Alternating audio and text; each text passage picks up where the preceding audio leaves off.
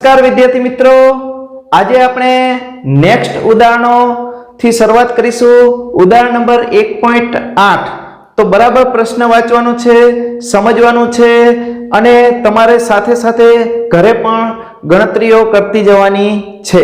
બરાબર, તો ઉદાહરણ નંબર 1.8 રકમ વાંચો। એક ઇલેક્ટ્રોન 2 × 10⁴ ન્યૂટન પર કુલમ્બના નિયમિત વિદ્યુત ક્ષેત્રમાં વિદ્યુત ક્ષેત્ર શેના બરાબર મૂકશું?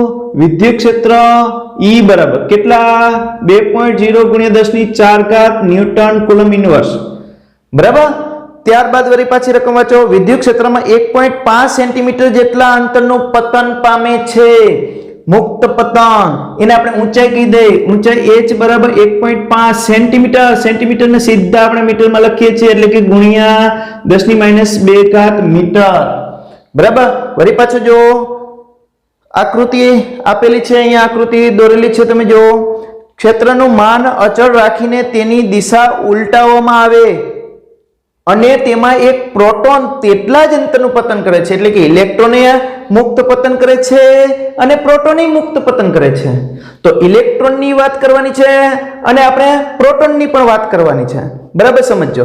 હવે શું કરવાનું છે? દરેક કિસ્સામાં પતન માટે લાગતો સમય એટલે કે ઇલેક્ટ્રોનના મુક્ત પતન માટે લાગતો સમય અને પ્રોટોનના ઉલટાવી દેવામાં આવે। ઉપર ઋણ છે, નીચે ધન, ત્યારે ઇલેક્ટ્રોન મુક્ત પતન કરે છે। પછી આને ઉલટાવી દીધી પ્લેટને, ઉપર પ્લસ છે, નીચે માઈનસ છે, તો ઉલટાઈ જાય તો વિદ્યુત ક્ષેત્રની દિશા પણ ઉલટાઈ જશે। વિદ્યુત ક્ષેત્રની દિશા ધનમાંથી કઈ તરફ હોય? ઋણમાં। ધનમાંથી કઈ તરફ હોય? ઋણમાં। અહીંયા ઉપર તરફ છે, અહીંયા નીચે તરફ છે। બરાબર, સમજો। તો આ ઇલેક્ટ્રોન જે છે એ મુક્ત પતન ક્યારે થાય? ધન નીચે તરફ આકર્ષે તો મુક્ત પતન થશે, એટલે ઇલેક્ટ્રોન આના માટે મુક્ત પતન થશે। પ્રોટોન આના માટે મુક્ત પતન નહીં કરે, તો પ્રોટોન માટે ઉલટાઈ ગયું, નીચે માઈનસ છે, ઉપર પ્લસ, પ્લસ પ્લસ વચ્ચે શું થશે? અપાકર્ષણ, પ્લસ માઈનસ વચ્ચે શું થશે? આકર્ષણ। તો અહીંયા પૂછેલું શું છે? તો કે ઇલેક્ટ્રોનના મુક્ત પતન માટે લાગતો સમય કેટલા અંતર માટે? 1.5 સેન્ટીમીટરના અંતર માટે। બરાબર, પછી પ્રોટોનના મુક્ત પતન માટેનો સમય કેટલા અંતર માટે? 1.5 સેન્ટીમીટર માટે। ક્લિયર? તો સૌપ્રથમ આપણે મુક્ત પતન થવા માટે અહીંયા ક્યુ બળ હાજર છે એની વાત કરીએ। તો તમે જાણો છો અહીંયા શું હાજર છે? વિદ્યુત ક્ષેત્ર। શું હાજર છે? વિદ્યુત ક્ષેત્ર। શોધવાનું શું છે? TE બરાબર પ્રશ્ન ચિહ્ન, એટલે કે ઇલેક્ટ્રોનને મુક્ત પતન માટે લાગતો સમય, TP બરાબર પ્રશ્ન ચિહ્ન, પ્રોટોનને મુક્ત પતન માટે લાગતો સમય। આ આપણો ડેટા થયો। તો શરૂઆત કરશે આપણે બળથી। વિદ્યુત ક્ષેત્ર છે તો બળ, વિદ્યુત બળ Fe શું હોય? QE। બરાબર, તો બળને શું કહી દે આપણે? ma કહી દે તો ma બરાબર શું થઈ જાય? QE। આપણે પ્રવેગ જોઈ છે તો પ્રવેગ a ને કરતા કરું તો પ્રવેગ a બરાબર શું થશે? QE ના છેદમાં m। આ પ્રવેગ મેળવો। હવે પ્રશ્ન એ થાય પ્રવેગ કેમ? તો તમે જાણો છો મુક્ત પતન માટે 11મા ધોરણની અંદર આપણે દાખલાઓ ભણતા। મુક્ત પતન માટે આપણે જ્યારે સમયની જરૂર હોય ત્યારે આપણે મુક્ત પતનમાં ગુરુત્વાકર્ષણ બળ ત્યાં લેતા હતા આપણે જી। અહીંયા જે ગુરુત્વાકર્ષણ બળ નથી તો અહીંયા કયો પ્રવેગ જવાબદાર છે? ત્યાં ગુરુત્વ પ્રવેગ લેતા, તો અહીંયા કયો પ્રવેગ જવાબદાર છે? પ્રવેગ શોધો। બરાબર છે? તો આ પ્રવેગના કારણે એ મુક્ત પતન કરે છે h ઊંચાઈનો। તો મુક્ત પતન માટે અચળ પ્રવેગી ગતિનું સમીકરણ છે, તમને ખબર છે? h v0t + 1/2at²। યાદ કરો। બરાબર, 11માં આવતો અહીંયા પ્રારંભિક વેગ 0 છે। પ્રારંભિક વેગ 0 છે તો h અહીંની જગ્યાએ શું મૂકશું? 0 + 1/2at²। બે નો આ બાજુ ગુણાકાર થાય, t² ને કરતા કરું તો 2ha। બરાબર, t² 2h, a ની કિંમત અહીંથી ઉપાડીને અહીંયા મૂકો તો શું થશે? QE નીચે આવશે, છેદનો છેદ અહીંયા m જે છે એ ક્યાં આવી જશે? અંશમાં આવી જશે। આનું વર્ગમૂળ કરો તો t બરાબર શું થશે? √2hm/QE। આ એક સૂત્ર મળ્યું જે સમય માટેનું સૂત્ર છે। હવે આપણે બે ભાગ પાડશું। ક્યાં બે ભાગ પાડશું? તો કે ઇલેક્ટ્રોન માટે। ઇલેક્ટ્રોન માટે મુક્ત પતનનો સમય જે છે એને TE કહેશું। તો TE બરાબર શું થશે? √2hme।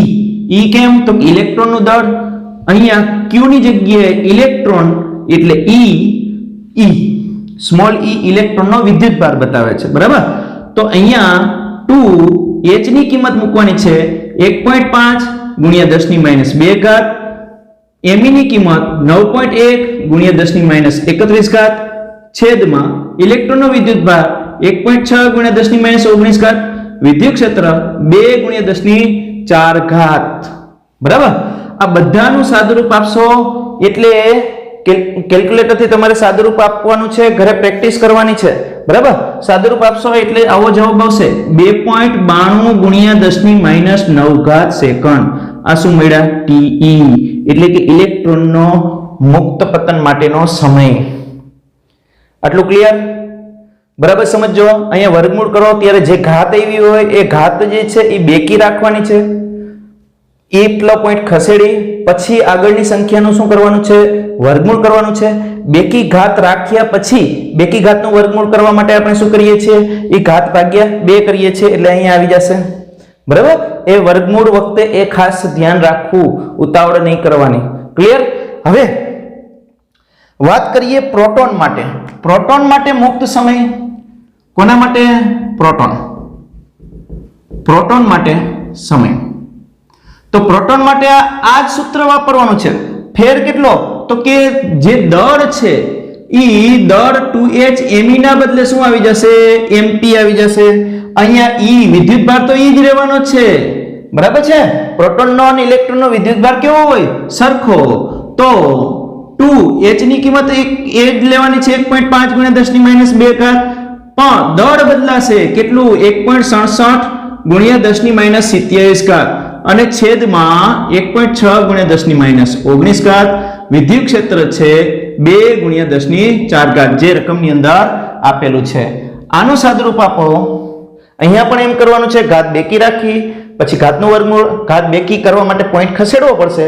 ખસેડ્યા બાદ જે સંખ્યા મળે છે એનું વર્ગમૂળ કરવું. તો એનો તમને જવાબ મળશે 126 ગુણ્યા 10 ની માઈનસ 9 ઘાત સેકન્ડ. આ એક પોઈન્ટ નથી મૂક્યા, કેમ? તો કે આપણે આની સાથે કમ્પેરિઝન કરવી છે. અહીંયા 10 ની માઈનસ 9 ઘાત છે, અહીંયા પણ શું છે? 10 ની માઈનસ 9 ઘાત છે. ક્લિયર? આ 10 ની માઈનસ 9 ઘાત અને અહીંયા પણ શું છે? 10 ની માઈનસ 9 ઘાત. તો આગળની સંખ્યા મોટી કઈ? 126 વાળી. જો 126 જે છે એ મોટા છે, અહીંયા 2.92 છે. તો અહીંયા શું લખી શકશું આપણે? કયો સમય વધારે છે? T અને TP માં. તેથી TP ગ્રેટર ધેન TE. જો આ MCQ માટે પોઈન્ટ યાદ રાખવાનો છે, સમજવાનો છે. MCQ માટે ઉપયોગી છે. અહીંયા તમે કારણ શું લખી શકશો? આવું કારણ શું? તો કે T ચલે છે √m. દળના સમપ્રમાણમાં જેનું દળ વધારે એનો સમય વધારે. દળના વર્ગમૂળના સમપ્રમાણમાં છે, તો જેનું દળ વધારે હશે આનું દળ જે છે એ વધારે છે ઇલેક્ટ્રોનના દળ કરતા, એટલે એનો સમય વધારે છે. પરંતુ પ્રવેગ માટે નોંધ, ખાલી MCQ માટે પ્રવેગ માટે કોનો પ્રવેગ વધારે હશે? તો અહીંયા તમે જોઈ શકો પ્રવેગ જે છે એ દળના વ્યસ્ત પ્રમાણમાં છે, એટલે કે એ ચલે છે 1/m, બરાબર. તેથી શું થશે? કેનો પ્રવેગ વધારે છે? ઇલેક્ટ્રોનનો પ્રવેગ વધારે હશે. કોના કરતા? પ્રોટોનના પ્રવેગ કરતા, બરાબર. આ નોંધ જે છે એ યાદ રાખવાની. હવે પ્રશ્નની અંદર પૂછેલું છે, જો ગુરુત્વની અસર હેઠળ મુક્ત પતન સાથેનો તફાવત જણાવો. એટલે કે ગુરુત્વ પ્રવેગ હોત, અહીંયા વિદ્યુત બળના બદલે આ ઇલેક્ટ્રોન કે પ્રોટોન ગુરુત્વાકર્ષણ બળના કારણે મુક્ત પતન કરતો હોત, તો એમાં જે ગુરુત્વ પ્રવેગની અસર થાય છે એ અહીંયા પણ દળ તો છે એટલે એની ગુરુત્વ પ્રયોગની અસર તો થતી જ હશે. તો એ અસર કેટલી થતી હશે આ જગ્યાએ? તો આપણે કમ્પેરિઝન કરવા માટે પહેલા પ્રવેગ શોધવો જોશે. આપણે પ્રોટોનનો પ્રવેગ જે છે ઓછો છે તો એ જ શોધી લઈએ. તો પ્રોટોનનો પ્રવેગ શોધવા માટે આ સૂત્રમાં AP, Q ની જગ્યાએ E છેદમાં m છે, m ની જગ્યાએ શું મૂકશું? MP. E ની કિંમત કેટલી? 1.6 ગુણ્યા 10 ની માઈનસ 19 ઘાત. E ની કિંમત કેટલી? અહીંથી 2 ગુણ્યા 10 ની 4 ઘાત. પ્રોટોનનું દળ કેટલું? 1.67. યાદ રાખવાના હો દળ. 1.67 ગુણ્યા 10 ની માઈનસ 27 ઘાત. રેડી? આનું સાદુરૂપ આપશો એટલે તમને પ્રવેગ મળશે 1. 9 ગુણ્યા 10⁻12 મીટર સેકન્ડની -2 બરાબર સમજો. આટલો મોટો પ્રવેગ, આ પ્રવેગને ગુરુત્વ પ્રવેગ g બરાબર 9.8 મીટર સેકન્ડની -2 સાથે સરખાવતા ઘણો પ્રબળ છે. તેથી ગુરુત્વ પ્રવેગ જે છે એની અસર, પ્રવેગની અસર અવગણી શકાય. બરાબર. અહીંયા જો આ 10⁻12 અને આ તો ખાલી 10 ગણો તોય ચાલે. બરાબર. તો આ 10⁻12 છે એની કમ્પેરિઝનમાં આ અવગણી શકાય છે. તો અહીંયા ઇલેક્ટ્રોન અને પ્રોટોનના મુક્ત પતન માટે જે ગુરુત્વ પ્રવેગની અસર છે એને આપણે અવગણી શકીએ છીએ. રેડી? ચાલો નેક્સ્ટ ઉદાહરણ જોઈએ. હવે જોઈએ ઉદાહરણ નંબર 1.9. તો રકમ વાંચો, બરાબર પ્રશ્ન વાંચો. 10⁻8 કુલમ અને 10⁻8 કુલમ વિદ્યુત ભારો, બે બિંદુવત વિદ્યુત ભારો Q1 અને Q2 છે. આ બે Q1 અને Q2 એકબીજાથી કેટલા અંતરે છે? 0.1 મીટરના અંતરે. ટોટલ આ બે વચ્ચેનું અંતર 0.1 મીટરના અંતરે છે. તો આકૃતિમાં દર્શાવ્યા મુજબ A, B અને C બિંદુઓ પાસેના વિદ્યુત ક્ષેત્રો જે છે એ ગણવાના છે. ક્લિયર? પ્રશ્ન સમજાઈ ગયો? આ A, B અને C પાસેનું વિદ્યુત ક્ષેત્ર શોધવાનું છે. કોના કારણે? Q1 અને Q2 ના કારણે શોધવાનું છે. આટલું ક્લિયર થઈ ગયું? હવે આ બંનેનું મૂલ્ય સરખું છે, પણ એક ધન વિદ્યુતભાર છે, એક ઋણ વિદ્યુતભાર છે. બરાબર? તો આપણે શરૂઆતમાં શું કરશું? Q1 ના કારણે A બિંદુ પાસેનું વિદ્યુત ક્ષેત્ર, Q2 ના કારણે A બિંદુ પાસેનું વિદ્યુત ક્ષેત્ર અને એ બંનેનું પરિણામી વિદ્યુત ક્ષેત્ર A બિંદુ પાસેનું. રેડી? એ જ રીતે Q1 નું B પાસેનું વિદ્યુત ક્ષેત્ર, Q2 નું B પાસેનું વિદ્યુત ક્ષેત્ર, એ બંનેનું પરિણામી વિદ્યુત ક્ષેત્ર B પાસેનું. રેડી? એ જ રીતે Q1 નું C પાસેનું વિદ્યુત ક્ષેત્ર, Q2 નું C પાસેનું વિદ્યુત ક્ષેત્ર અને એ બેનું પરિણામી વિદ્યુત ક્ષેત્ર કોના પાસેનું? C પાસેનું. ક્લિયર? તો સ્ટેપ બાય સ્ટેપ ચાલીએ. શરૂઆત કરીએ Q1 નું. કોનું? Q1 નું. Q1 નું A પાસે વિદ્યુત ક્ષેત્ર, Q1 નું A પાસે વિદ્યુત ક્ષેત્ર E1A કહેશું. એને શું કહેશું? K Q1 upon R1A એનો સ્ક્વેર. 1 થી A સુધીનું અંતર, આ બે વચ્ચેનું અંતર R1A એનો સ્ક્વેર. K ની જગ્યાએ કેટલા મૂકશું? 9 ગુણ્યા 10⁹. Q1 ની કિંમત કેટલી છે? 10⁻8. નીચે આ બે વચ્ચેનું અંતર કેટલું છે? 0.05 એનો સ્ક્વેર. આટલું ક્લિયર થયું? બરાબર. આનું સાદુરૂપ આપશો કેટલો જવાબ આવશે? 3.6 ગુણ્યા 10⁴ ન્યૂટન કુલમ ઇન્વર્સ. બરાબર? ન્યૂટન પર કુલમ વિદ્યુત ક્ષેત્રનો એકમ. કેલ્ક્યુલેટર થી પ્રેક્ટિસ કરવાની છે સાથે સાથે ઘરે. બરાબર? યાદ રાખજો.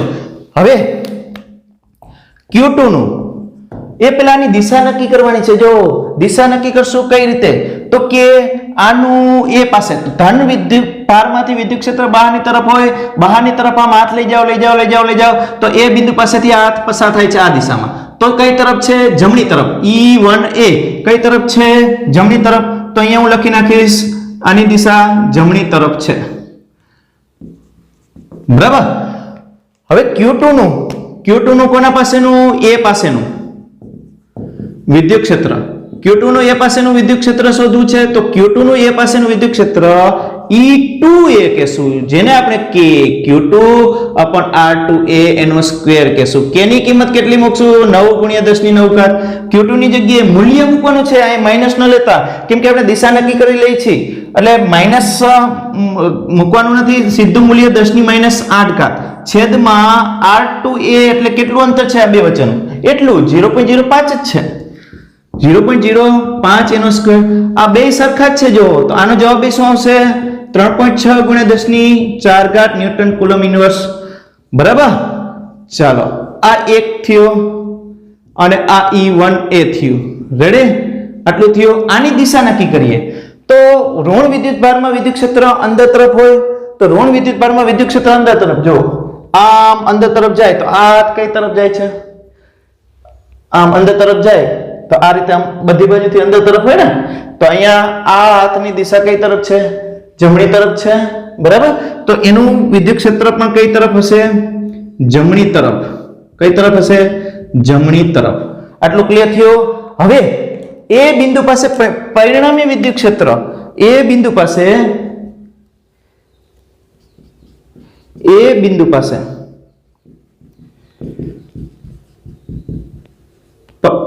પરિણામી વિદ્યુત ક્ષેત્ર જોવો જોઈએ. શું થશે? આ બંનેનો સરવાળો, પેલા સદિશ સ્વરૂપ મૂકીએ. સદિશ ઈ એ તો કે 1 ના કારણે એ પાસે પ્લસ 2 ના કારણે એ પાસેનું વિદ્યુત ક્ષેત્ર, બેનો સરવાળો. પણ તમે જોઈ શકો છો આનું વિદ્યુત ક્ષેત્ર જમણી તરફ છે, આનું વિદ્યુત ક્ષેત્ર જમણી તરફ છે, બંને જમણી તરફ છે. આ બંને જમણી તરફ હોવાના કારણે સમાન દિશામાં છે. સમાન દિશામાં છે તો બંનેનો શું થશે? સરવાળો જ. બંનેના મૂલ્યનો શું થાય છે? સરવાળો થાય છે. અહીંયા કારણ લખી શકો તમે, સમાન દિશા. કારણ શું? સમાન દિશા. તો બંનેનું મૂલ્ય અહીંયા મૂકશો 3.6 ગુણ્યા 10 ની 4 ઘાત પ્લસ 3.6 ગુણ્યા 10 ની 4 ઘાત. તો કેટલો જવાબ આવશે? બેનો સરવાળો 3.6 વત્તા 3.6 10 ની 4 ઘાત કોમન નીકળી જાય તો 36 એટલે કે 7.2 ગુણ્યા 10 ની 4 ઘાત ન્યૂટન કુલમ ઇન્વર્સ. આ એ બિંદુ પાસેનું વિદ્યુત ક્ષેત્ર. આની દિશા તો કે બંને સમાન દિશામાં છે, તો બંને જમણી તરફ છે, તો આનું પરિણામ પણ કઈ તરફ હશે? જમણી તરફ. કઈ તરફ હશે? જમણી તરફ. બરાબર? જમણી તરફની દિશામાં હશે. હવે નેક્સ્ટ શું કરવાનું છે? જો અહીંયા Q1 નું બી બિંદુ પાસેનું, કોની પાસેનું? બી બિંદુ પાસેનું વિદ્યુત ક્ષેત્ર શોધવું છે. પેલા Q1 નું બી બિંદુ પાસેનું વિદ્યુત ક્ષેત્ર શોધવું છે. તો Q1 નું બી બિંદુ પાસેનું વિદ્યુત ક્ષેત્ર જેને કહેશું આપણે E1B બરાબર કે Q1 છેદમાં અંતર જોજો, આ બે વચ્ચેનું અંતર Q1 થી B પાસેનું 0.05, એના પહેલા આપણે R1B કહી દઈએ, એનો સ્ક્વેર, પછી અંતર મૂકીએ, કિંમત મૂકીએ 9 ગુણ્યા 10 ની 9 ઘાત. Q1 ની કિંમત તો 10 ની -8 ઘાત જ છે. આ કિંમત કેટલી છે? આ બે વચ્ચેનું અંતર તો કે 0.05 એનો સ્ક્વેર. આ પણ આ જ છે, જો આટલી જ રકમ છે, તો એનો પણ જવાબ કેટલો આવશે? 3.6 ગુણ્યા 10 ની 4 ઘાત newton coulomb inverse. Ready?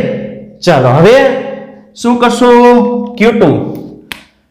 Q2 નું બી પાસે વિદ્યુત ક્ષેત્ર, તો Q2 નું બી પાસે વિદ્યુત ક્ષેત્ર જેને શું કહેશું? E2B. થોડી સ્પીડ રાખું છું પણ તમે વારંવાર રિવિઝન કરી અને આ વિડિયો જોઈને પણ ઝડપથી સમજી શકશો કે Q2 upon R2B એનો સ્ક્વેર, કે ની કિંમત 9 ગુણ્યા 10 ની 9 ઘાત છે, Q2 ની 10 ની -8 ઘાત છે. પણ અહીંયા વિચારજો, હવે Q2 અને B જો ઘણા છેટા છે, કેટલા છેટા? તો કે 0.05 વત્તા 0.05 વત્તા 0.05 એટલે શું થશે? 0.15. તો અહીંયા શું મૂકશું આપણે? 0.15 એનો સ્ક્વેર. આનું સાદુરૂપ આપશો એટલે 0.4 ગુણ્યા 10 ની 4 ઘાત ન્યૂટન કુલમ ઇન્વર્સ આવશે. રેડી? તો આ શું મળ્યું? E2B. હવે જો આ બે ની દિશા નક્કી કરવાની રહી ગઈ. પેલા આની દિશા નક્કી કરીએ. જો આ Q1 નું ધન છે, ધન વિદ્યુત ક્ષેત્ર છે, તો આ B બિંદુ પાસેની દિશા ધનમાંથી બહાર તરફ નીકળે તો આમ જાઓ, આમ જાઓ, આમ જાઓ, આમ જાઓ, તો આ બિંદુ પાસેથી આપણે આમ જાય છે આ દિશામાં, તો આ શું હશે? E1B હશે. શું હશે? E1B ની દિશા હશે. હવે જો આ ઋણમાં અંદર જાઓ તો B બિંદુ પાસેથી તમે આમ ઋણમાં આયલા જાઓ, ઋણમાં આ રીતે આમ આયલા જાઓ, તો B બિંદુ પાસેથી તમે ઋણમાં આ વિદ્યુતભાર માટે જતા હો તો E2B ની દિશા કઈ તરફ થશે? જમણી તરફ. અને આ E1B ની દિશા કઈ તરફ થશે? ડાબી તરફ થશે. તો આ દિશા જે છે એને આપણે શું કહેશું? ડાબી તરફ. બરાબર?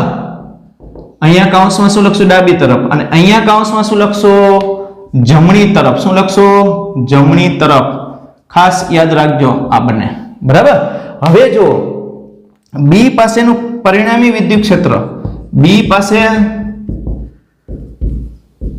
પરિણામી વિદ્યુત ક્ષેત્ર, તો પરિણામી વિદ્યુત ક્ષેત્ર B પાસે શોધવું છે તો સદિશ EB બરાબર E1B સદિશ પ્લસ સદિશ E2B બંનેનો સદિશ સરવાળો કર્યો. હવે પરસ્પર વિરુદ્ધ દિશા છે તો શું થશે? E1B માઇનસ E2B, કારણ પરસ્પર વિરુદ્ધ એ એનું કારણ થયું. બરાબર, પરસ્પર વિરુદ્ધ એનું શું છે? કારણ. તો E1B કેટલા છે? 3.6 ગુણ્યા 10 ની 4 ઘાત માઇનસ 0.4 ગુણ્યા 10 ની 4 ઘાત. 10 ની 4 ઘાત કોમન કાઢો, 3.6 માંથી 0.4 બાદ થાય તો 3.2 ગુણ્યા 10 ની 4 ઘાત ન્યૂટન કુલમ ઇન્વર્સ. પણ આ પ્લસ મળ્યા તો આ મોટો છે એનો મતલબ, તો આ મોટો છે તો આની દિશા કઈ છે? ડાબી તરફ. આ મૂલ્યની દિશા કઈ છે? ડાબી તરફ છે. તો આ પરિણામ જે મળ્યું છે એની દિશા કેવી હશે? ડાબી તરફ. બરાબર, તો આ EB ની દિશા ડાબી તરફ. આ EB નું મૂલ્ય મળ્યું છે. શું મળ્યું છે? મૂલ્ય. અહીંયા મૂલ્ય છે એટલે આના ઉપર તેની નિશાની નથી કરી. આ સદિશ સરવાળો છે, પછી મૂલ્ય લઈ લીધું, એમાં માઇનસ કેમ મૂક્યા? પરસ્પર વિરુદ્ધ છે એટલે. તો આ EB નું મૂલ્ય થયું. ક્લિયર? આ કોનું મૂલ્ય થયું? EA નું મૂલ્ય થયું. કે બરાબર. ચાલો હવે શું બાકી રહ્યું? C બિંદુ પાસે. C બિંદુ પાસેનું વિદ્યુત ક્ષેત્ર શોધવું છે તો ફરી પાછા C બિંદુ પાસે Q1 અને Q2 ના કારણે જો Q1 થી C નું અંતર અને Q2 થી C નું અંતર સરખું છે 0.1 તો ડાયરેક્ટ આપણે કરી શકીએ Q1 અને Q2 નું C પાસે વિદ્યુત ક્ષેત્ર નું માન એટલે કે મૂલ્ય, માન કેવું હશે? સમાન હશે. માન સમાન. બરાબર, માન કેવું હશે? સમાન હશે. ધેરફોર આમ લખી શકીએ E1C અને E2C બરાબર, E1C અને E2C બરાબર કે Q1 upon R1C એનો સ્ક્વેર. તો શું થશે? K ની કિંમત આપણી પાસે છે 9 ગુણ્યા 10 ની 9 ઘાત, Q1 ની 10 ની -8 ઘાત, R1C 1 થી C નું અંતર 0.1 કેટલું છે? 0.1 એનો સ્ક્વેર. બરાબર, સમજાણો આટલો? તો એનું મૂલ્ય કેટલું થશે? 9 ગુણ્યા 10 ની 3 ઘાત ન્યૂટન કુલમ ઇન્વર્સ છે. બરાબર, 9 ગુણ્યા 10 ની 3 ઘાત ન્યૂટન કુલમ ઇન્વર્સ. આ બંનેના મૂલ્ય સરખા છે. તો બંનેના મૂલ્ય સરખા છે, દિશા તો કે બંનેની જો એકની દિશા આ ધન વિદ્યુતભારમાં વિદ્યુત ક્ષેત્ર બહાર તરફ તો આમ જાય છે. આને શું કહેવાય? E1C કહેવાય. હવે ઋણ વિદ્યુતભાર છે એમાં વિદ્યુત ક્ષેત્ર અંદર તરફ જાય છે. તો આ હાથ જોશો તો અંદર તરફ આવે છે ને, તો આ વિદ્યુત ક્ષેત્ર શું થશે? E2C. રેડી? હવે આ બેનો પરિણામી સદિશ એટલે આવડો આ પરિણામી સદિશ જેને EC કહેશું. શું કહેશું? EC. ક્લિયર? તો હવે આ ખૂણો જે છે એ સમબાજુ ત્રિકોણ હોવાથી 60 નો છે. કેવો છે? 60 નો. તો આખો ખૂણો 120 નો હશે. તો આ પણ 60 નો હશે અને આ પણ 60 નો હશે. બંને કેટલા હશે? 60 ના ખૂણા હશે. તો આપણે પરિણામી સદિશ જોઈ છે તો સબાચકોનો નિયમ અહીંયા તમે વાપરી શકશો અથવા બંનેના ઘટકનો સરવાળો કરશો તો પણ લાગુ પડશે. આપણે સબાચકોની મેથડ વાપરીએ તો આખો ખૂણો આ 60 નો ખૂણો હોય તો આખો ખૂણો કેટલો લઈ શકાય? 120. ક્લિયર? 120 થઈ ગયા. હવે આ વિદ્યુત ક્ષેત્ર Q1 અને Q2 નું મળ્યું, પણ C પાસેનું પરિણામી વિદ્યુત ક્ષેત્ર ડાયરેક્ટ શોધીએ છીએ. શું શોધશું આપણે? ડાયરેક્ટ C પાસે પરિણામી વિદ્યુત ક્ષેત્ર. તો C પાસે પરિણામી વિદ્યુત ક્ષેત્ર EC √ E1C એનો સ્ક્વેર પ્લસ E2C એનો square plus 2E1C E2C cos 120. સબાચકો આ સમાંતર બાજુ ચતુષ્કોણના નિયમથી આ જે વચ્ચેનો જે પરિણામી સદિશ જે છે એ શોધીએ છીએ. તો આ બંને તો સરખા છે તો કોઈ પણ એક મૂકી શકીએ. તો આને E1C 2 એક વખત બે વખત E1C સ્ક્વેર લખી શકું. અહીંયા E2C ની જગ્યાએ E1C જ મૂકું તો 2E1C સ્ક્વેર લખી શકું. બરાબર, અહીંયા cos 120 ની કિંમત -1/2 તો અહીંયા શું લખીશ? આ 2 2 કેન્સલ અને માઈનસ નિશાની અહીંયા આવી જશે તો 2 માંથી 1 જશે તો છેલ્લે શું વધી જશે? E1c. તો EC E1c. તો EC E1c ની કિંમત કેટલી છે? 9 × 10⁻³ ન્યૂટન કુલમ ઇન્વર્સ. આ જવાબ આવી ગયો સીધો. બરાબર? આ સમજાણું ને? આ બે કેન્સલ થઈ જાય તો 2E1c² વધે, એમાંથી -E1c² જાય. આ રીતે અહીંયા શું વધશે? 2E1c² માઈનસ 2 2 તો કેન્સલ થઈ ગયા, માઈનસ નિશાની આને આપી દીધી, -E1c². તો 2 માંથી 1 જાય તો 1 વધે, 1 E1c² વધે, એનું વર્ગમૂળ કર્યું એટલે E1c. ક્લિયર થયું? હવે આ E1c ની કિંમત કેટલી છે? અહીંથી અહીંયા મૂકી દીધી. આટલું ક્લિયર થયું? તો હવે શું કરવાનું? આ EC ની પરિણામી દિશા તો દેખાય જ છે આકૃતિમાં. કઈ તરફ છે? જમણી તરફ. તો અહીં લખી નાખો જમણી તરફ. ક્લિયર? દાખલો આખો ક્લિયર થઈ ગયો? બરાબર સમજવાનું છે. આપણે એ બિંદુ પાસે Q1 નું એ પાસે, Q2 નું એ પાસે અને બંનેનું પરિણામી વિદ્યુત ક્ષેત્ર. પછી B બિંદુ પાસે Q1 નું B પાસે, Q2 નું B પાસે અને એ બંનેનું પરિણામી વિદ્યુત ક્ષેત્ર. ત્યારબાદ C પાસે Q1 નું C પાસે, Q2 નું C પાસે અને એ બંનેનું શું? પરિણામી વિદ્યુત ક્ષેત્ર. બરાબર? તો આ રીતે દિશા પણ જોતું જવાનું અને આ રીતે મૂલ્યો શોધી શકશો. ક્લિયર? એના પછી નેક્સ્ટ ઉદાહરણ નંબર 1.10 વાંચો પ્રશ્ન. બે વિદ્યુત ભારો ±10 માઇક્રોકુલમ એકબીજાથી +10 માઇક્રોકુલમ -10 માઇક્રોકુલમ એકબીજાથી કેટલા અંતરે છે? 5 મિલીમીટર અંતરે મૂકેલા છે.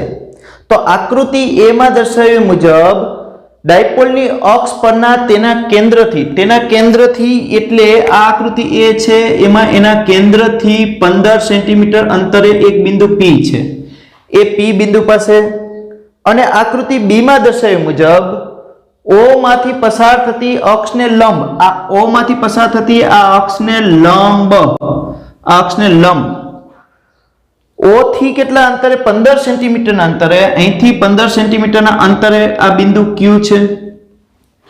Q બિંદુ છે, અહીંયા વિદ્યુત ક્ષેત્ર શોધવાનું છે. આવો પ્રશ્ન છે. એટલે કે અક્ષ પર વિદ્યુત ક્ષેત્ર શોધવાનું છે અને વિષુવરેખા પરના બિંદુએ શું શોધવાનું છે? વિદ્યુત ક્ષેત્ર શોધવાનું છે. તો પહેલા આપણે વિદ્યુત ડાયપોલ મોમેન્ટ પૂછે તો એ પણ શોધી શકીએ. બરાબર? તો વિદ્યુત ડાયપોલ મોમેન્ટ પૂછે તો એ કેવી રીતે શોધવી? તો કે બે વચ્ચેનું અંતર કેટલું આપ્યું છે? 2a બરાબર કેટલું? 5 મિલીમીટર છે. તો 5 મિલીમીટર ને મીટરમાં ફેરવીએ તો 5 ગુણ્યા શું થશે? 10⁻³ મીટર. શેના બરાબર? આખા 2a બરાબર બંને વચ્ચેનું અંતર. બરાબર? અને Q વિદ્યુતભારનું મૂલ્ય 10 માઇક્રોકુલમ છે. તો શું થશે? 10 ગુણ્યા 10⁻6 કુલમ. એટલે આને શું કહી શકાય? 10⁻5 કુલમ કહી શકીએ. તો ડાયપોલ મોમેન્ટ સૌપ્રથમ ડાયપોલ મોમેન્ટ P શું? 2a Q સૂત્ર છે. 2a ની જગ્યાએ શું મૂક્યા? 5 ગુણ્યા 10⁻³ અને Q નો જવાબ આ શું છે? 10⁻5. બરાબર? તો અહીંયા ટોટલ કેટલા થશે? 5 ગુણ્યા 10⁻8 coulomb into metre. C capital કરવાનો એટલે સેન્ટીમીટર ન લાગે. હા, આ ડાયપોલ મોમેન્ટની કિંમત થઈ. બરાબર? હવે આપણે આકૃતિ A મુજબ એટલે કે પ્રશ્ન A, ડાયપોલની અક્ષ પરના બિંદુએ વિદ્યુત ક્ષેત્ર. પણ અહીંયા આપણે r અંતર આપ્યું છે કેટલું? 15 સેન્ટીમીટર. તો 15 સેન્ટીમીટર મીટરમાં ફેરવો તો 15 ગુણ્યા 10⁻2 મીટર. જ્યારે 2a બરાબર કેટલા છે? 5 ગુણ્યા 10⁻3 મીટર. એટલે આ 2a અને r ની કમ્પેરિઝન કરો તો આ r જે છે એ ઘણા મોટા છે. તો અહીં લખવું પડે કે અહીં r મોર ગ્રેટર ધેન એટલે કે આ 150 થાય ત્યારે આ 5 થાય, મોર ગ્રેટર ધેન 2a. ધેરફોર અક્ષ પરનું ક્ષેત્રનું સૂત્ર 2kp/r3. યાદ કરો, 2kp/r3. બરાબર? 2 k ની કિંમત તમે જાણો છો 9 ગુણ્યા 10⁹. p ની કિંમત આપણે શોધેલી છે ન શોધેલી હોય તો આપણે શું મૂકવા પડે 2aq એટલે p ની કિંમત અહીંથી ઉપાડીને મૂકી દો 5 × 10⁻8 ઘાત રેડી એટલે p ની કિંમત અહીંયા પણ કામ આવે છે હવે r કેટલા છે તો કે r એટલે 15 × 10⁻2 ઘાત એનો ઘન આનું સાદુરૂપ આપો એનું સાદુરૂપ આપશો એટલે જવાબ આવશે 2.667 ગુણ્યા 10⁵ ન્યૂટન પર કુલમ રેડી ચાલો આ અક્ષ પરના બિંદુએ વિદ્યુત ક્ષેત્ર થયું હવે સિમ્પલ આ બીજી આકૃતિ માટે તો b શેના ઉપર વિષુવ રેખા પર તો એના માટે આ શરત મુજબ સૂત્ર શું થાય E = -kPa/r3 અહીંયા પ્લસ આવશે કેમ કે અહીંયા વિદ્યુત ક્ષેત્રની દિશા કઈ તરફ હોય પરિણામી વિદ્યુત ક્ષેત્રની દિશા જે છે એ અને p ની દિશા સમાન હશે કોના ઉપર અક્ષ ઉપર પરિણામી વિદ્યુત ક્ષેત્રની દિશા અને ડાયપોલ મોમેન્ટની દિશા માઈનસ થી પ્લસ તરફ અને આ બિંદુ પાસે જે વિદ્યુત ક્ષેત્ર મળશે એ બંને સમાન દિશામાં હશે બરાબર જ્યારે અહીંયા પરસ્પર વિરુદ્ધ દિશામાં ડાયપોલ મોમેન્ટની દિશા કઈ તરફ હોય માઈનસ થી પ્લસ તરફ જ્યારે વિદ્યુત ક્ષેત્રની દિશા કઈ તરફ છે એની ઓપોઝિટ એટલે શું આવે -kPa/r3 માઈનસ k ની કિંમત 9 × 10⁹ p ની કિંમત આપણી પાસે છે 5 × 10⁻8 ઘાત નીચે r કેટલા આપેલા છે આપણી પાસે 15 × 10⁻2 ઘાત એનો ઘન આનું સાદુરૂપ આપશો